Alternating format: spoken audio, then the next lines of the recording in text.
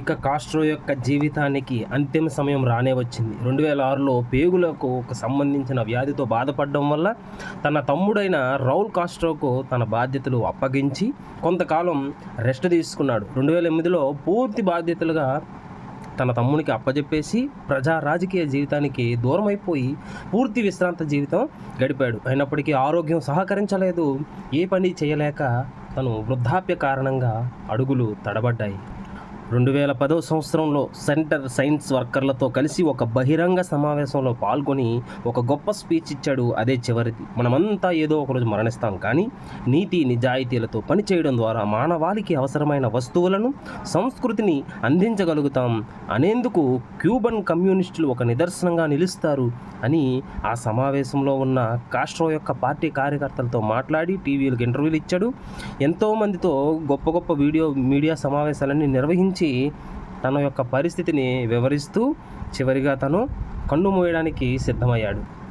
తన తమ్ముడు మరణ వార్తను చీఫ్ కమాండర్ ఇక లేరు ఫిడెల్ కాస్ట్రో యొక్క మరణ వార్తను తెలియజేస్తూ క్యూబా ప్రజల ఆరాధ్య దైవం ఫిడెల్ కాస్ట్రో 90 ఏళ్ల వయసులో రాజధాని యొక్క హవానాలో అనారోగ్యంతో మరణించాడని, క్యూబా విప్లవ కమాండర్ ఇన్ చీఫ్ ఇక లేరు అంటూ చాలా దీనమైన స్వరంతో ప్రకటించాడు.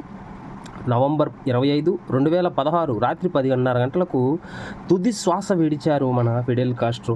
ఎన్నో యుద్ధాలు, ప్రపంచాన్నే భయపెట్టే అమెరికాను సైతం భయపెట్టి 50 ఏళ్ళు ఒక దేశాన్ని స్వతంత్రంగా పరిపాలించి అమెరికా యొక్క బలమైన చేతి కింద నలిగిపోతున్న క్యూబా దేశానికి స్వతంత్రాన్ని ఇచ్చిన ఆ ఫిడెల్ కాస్ట్రోని ఆ దేశ జనాంగం ఎప్పటికీ మరిచిపోదు. 4 రోజుల పాటు ఆయన యొక్క పార్థివ దేహానికి యాత్ర జరిగిందంటే మనం ఆలోచించుకోవచ్చు ఎంతగా ఆయన్ని ప్రేమించారో. 26 రోజులు సంతాప దినంగా ప్రకటించారంటే ఆ శోక సముద్రంలో క్యూబా అంతా మిగిలిపోయింది. కాస్ట్రో మరణంతో క్యూబన్ల గుండెలు పగిలిపోయాయి.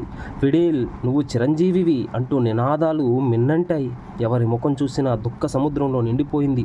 మా ప్రజలకు మార్గదర్శకుడు, ఆయన లాంటి వారు మరొకరు లేరు, ఆయన లోటు తీర్చలేనిది అంటూ ప్రతి ఒక్కరూ ప్లకార్డులు పట్టుకొని ఆయన యొక్క మరణాన్ని వారు జీర్ణించుకోలేక నిలబడ్డారు.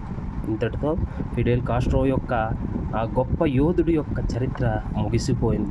చరిత్రలో తను లేకపోయినా నేటికి క్యూబన్ల గుండెల్లో, విప్లవీరుల గుండెల్లో నిరంతరం నిలిచే ఉంటాడు ఫిడెల్ కాస్ట్రో.